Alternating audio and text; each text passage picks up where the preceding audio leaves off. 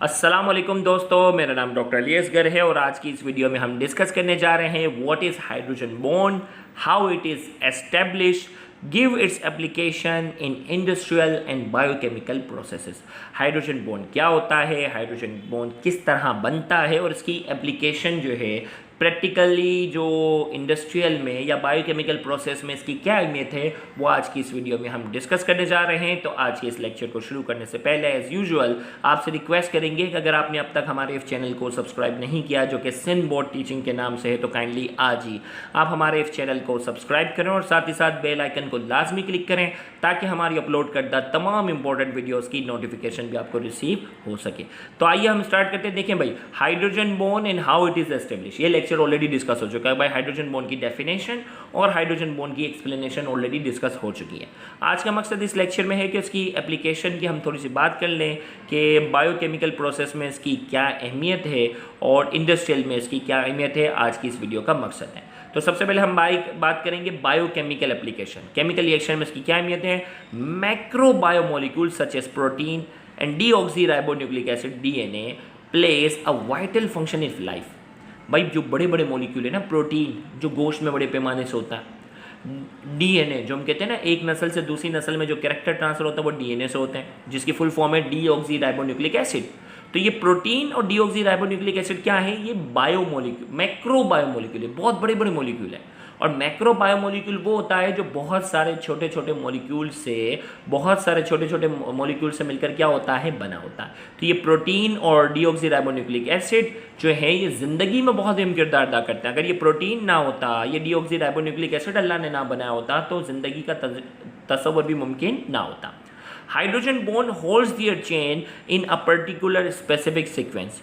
और इन जो बड़े बड़े मॉलिक्यूल है ना, जिसकी वजह से ज़िंदगी मुमकिन है इस ज़मीन पर, उसमें क्या है, हाइड्रोजन बॉन्ड ने उनकी जो लंबी लंबी चेन होती है उसको एक स्पेसिफिक, एक मखसूस सीक्वेंस में होल्ड करके रखा हुआ होता है। तो अगर ये हाइड्रोजन बॉन्ड ना होता तो ये प्रोटीन ना होता, ये डीएनए ना होता, और अगर हाइड्रोजन बॉन्ड ना होता, प्रोटीन और डीएनए भी ना होता, तो ज़िंदगी का तस्वर भी ना होता इस ज़मीन पर। इंडस्ट्रियल एप्लीकेशन, इंडस्ट्री में हाइड्रोजन बॉन्ड का क्या इस्तेमाल है, तो बायोकेमिकल यानी जिंदगी के अंदर इसकी क्या अहमियत थी वो बात कर ली। इंडस्ट्रियल एप्लीकेशन, सॉप इंडस्ट्री, साबुन की इंडस्ट्री की बात करेंगे। Cleaning action of shop and detergent is based on hydrogen bond formation between the polar part of detergent and shop with water molecule. भाई अक्सर आपने देखा होगा कि भाई कोई गंदी चीज़ होती है ना, गंदगी वाली चीज़ होती है, उस पर हम पानी डाल रहे होते हैं तो वो साफ़ नहीं होती, लेकिन जैसे ही हम उस पर क्या करते हैं, साबुन लगाते हैं या डिटर्जेंट लगाते हैं, तो फ़ौरन से पानी डालते ही वो चीज़ क्या हो जाती है, फ़ौरन से वो चीज़ क्या हो जाती है, साफ़ हो जाती है। तो यहाँ हमने कहा कि क्लिनजिंग एक्शन है, क्लीनिंग एक्शन है ना, चाहे वो साबुन का हो या डिटर्जेंट का हो, वो किस पे है, हाइड्रोजन बॉन्ड फॉर्मेशन पे between the polar part of detergent and shop with water molecule.